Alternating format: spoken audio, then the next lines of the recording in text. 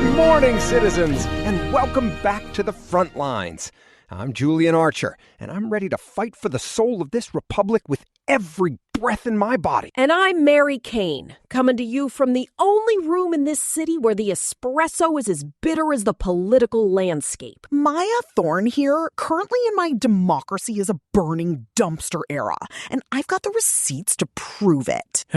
You're listening to John Steele, and I'm just trying to make it through the hour without my head literally exploding. We have a solid lineup for you today, folks. We're picking up the pieces from yesterday. John's still grumpy about that real estate lobby meltdown over the New York wealth tax. And Mary, I know you're still fuming over those NASA budget cuts. Fuming? Julian, I'm ready to launch the lobbyist who thought of those cuts into orbit myself. If you do, make sure it's a private rocket. The federal ones don't have a budget for fuel anymore. Today, the fight gets even closer to home. We're tracking a massive influx of cash into the deportation machine and a breakthrough in guaranteed income that the GOP is already trying to sue into oblivion. All right, let's look at this immigration nightmare. The Senate GOP is moving, and I mean moving fast, on this $72 billion reconciliation package. $72 billion? Yeah, and get this. It's designed specifically to fund ICE and CBP through 2029. So they're insulated from anything a Democratic Congress might try to do later. Oh, spare me the border security talk. Exactly. They're bypassing the filibuster, hiring 10,000 new agents. 10,000? No, literally? 10,000, Maya! And they're not just at the border, they're using private data harvested by tech contractors to do door-to-door enforcement in neighborhoods that haven't seen a federal agent in decades. Door-to-door? It is the militarization of the cul-de-sac, I'm telling you. And they've launched this Operation Metro Surge in the Twin Cities. Right. Sending 2,000 federal agents into one metro area? It's an occupation, plain and simple. And don't forget the Operation Paris thing in Minnesota. They're reopening refugee cases for fraud. Fraud. It's a fishing expedition. They're looking for any excuse, a misspelled name, a late address change, to revoke status and start the buses. It's the surveillance to deportation pipeline we warned about, but now it's fully funded. It's actually dystopian that the University of Oregon is having to launch an ICE alert system. Is that right? High-key, it's like a weather app, but for fascism. Students get a notification if ICE is active on campus so they can literally hide. My God. In America? We're treating federal law enforcement like an incoming hurricane? Well, when the law is a guy like Todd Blanche, Oh, boy. who's busy weeding out immigration judges for being too sympathetic. He's clearing a backlog of nearly 4 million cases by basically saying, if you don't deport them by lunch, you're fired. It is a judicial purge. They aren't looking for justice, they're looking for a body count. And they're asking for $1 billion in this bill just for security for Trump's ballroom? It's giving final boss of narcissism. $1 billion to protect a gold leaf ceiling while they're tearing families out of their homes? This is the happy warrior era? I think I need a drink. You know what really gets me, though? It's not just the people they're destroying. It's the planet itself. And they're doing it in the name of green progress. Are we talking about the Sulawesi report? Yes, Indonesia. We're all driving our fancy EVs, feeling like we've saved the whales, right? But 60% of the world's nickel comes from Indonesia. And the report out today shows active mining licenses have gone from 1 in 2005 to over 300 now. Whoa. The rivers in Sulawesi are turning brick red. Soil erosion is so bad that the hot wastewater from smelters is literally decimating fish populations. Brick red? Brick red, Mary. The fishermen can't fish because the water is essentially being boiled and poisoned by toxic tailings. 200,000 hectares of forest gone. It's a global shakedown. We're externalizing the cost of our sustainability onto the poorest people on Earth. And it's not just batteries. It's the AI boom. This shadow grid they're talking about? Is that like a backup server? No, it's a diesel grid.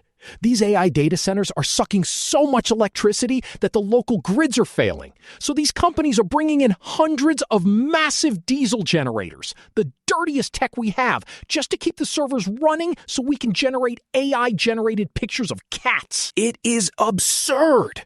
We are burning old world fuel to power modern day nonsense. It's giving Industrial Revolution speed run. And while this is happening, they're firing the National Science Board. You saw that, right? The administration is just dumping the experts who could actually track this damage. If you don't like the data, you just delete the scientists. It's a war on reality. They want a world where the only truth is what's printed on a campaign poster. But look, let's talk about the resistance, because it's not all grim. Look, it's actually kind of beautiful what's happening in Cook County. No, literally. The Promise program. Exactly. Cook County, Tony Preckwinkle, they just made guaranteed income permanent. $7.5 million right in the budget. I saw that. It costs $500 a month? $500. No strings, no bureaucratic nightmares, just cash. Because, well, look, the thing is, Preckwinkle says the red tape is just institutionalized distrust. It's about dignity. I gotta tell ya, I like her style. It's union hall thinking. Just give people the resources and let them live. Except, here's the thing. The court. Oh, spare me the court. No, Julian. The Supreme Court. The 6-3 conservative supergroup, they just narrowed race-conscious policies. And the conservative legal groups, the ghouls in the shadows, they're already suing. They're calling guaranteed income race-based reparations, even when it's based on poverty. It's lawfare. That's all it is. It's giving legal gatekeeping. No, listen, the DOJ, they're putting up these signing bonuses, $25,000 actual cash to recruit lawyers specifically to go out to target the lawless cities. That's their word, lawless. Meaning what? Cities that protect people?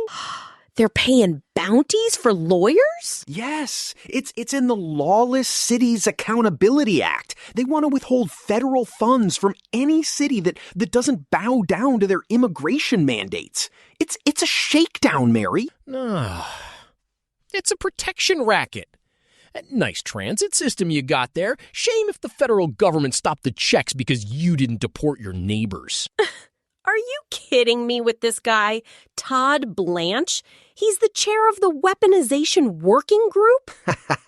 Weaponization! He's looking at anti-Christian bias in the previous administration while he's literally drafting a plan to defund Chicago and New York. It's a total villain arc. But hey, at least they might stop using rap lyrics in court. Is that the Rap Act? I saw that came back. No, literally. Reintroduced yesterday, it would stop prosecutors from using lyrics as evidence because apparently fiction is only a crime if you're a rapper. Finally, a sliver of common sense in the judiciary. You don't see them arresting Stephen King for his novels, do you? Before we get to the gerontocracy problem, and believe me, it's a problem, I need to take a second. Look, independent media like this doesn't just manifest out of the ether. It takes real, human work to build the infrastructure. We are 100% here because of the vision and the grind of our creator, Eric Christensen, at Neural Network Media. He's not some massive media conglomerate. He is a builder who poured his own resources and time into creating this platform so we could have these conversations. Precisely. If you value independent voices over corporate algorithms, please like, subscribe, and consider visiting our new Patreon at patreon.com/Neural Network Media to support this work. It's an act of solidarity that keeps the lights on and the servers running.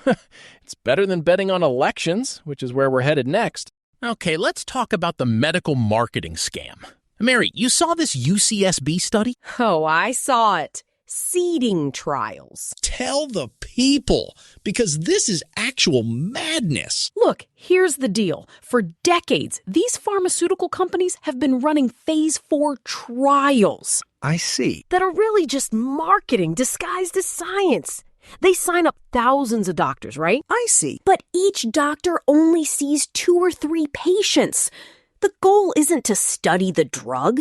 It's to get the doctor in the habit of prescribing it by calling them an investigator.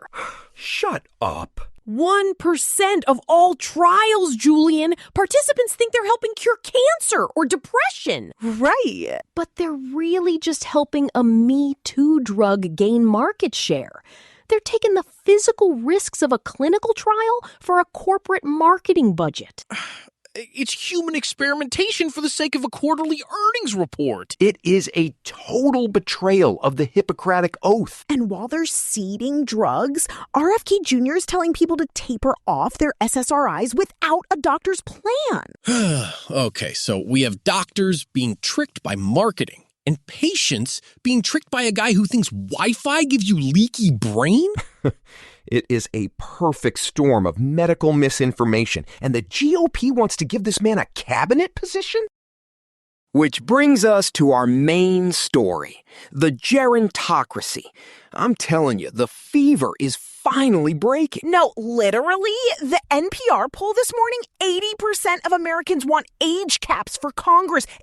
80%! 83% of Republicans, 78% of Democrats. It is the one thing we actually agree on. People are tired of being governed by people who were around for the invention of the wheel. It is absurd. The median age in the Senate is 65.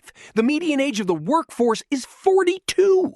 Since March 2025, 5 sitting members of Congress have died in office. We aren't being led. We're being held hostage by a nursing home.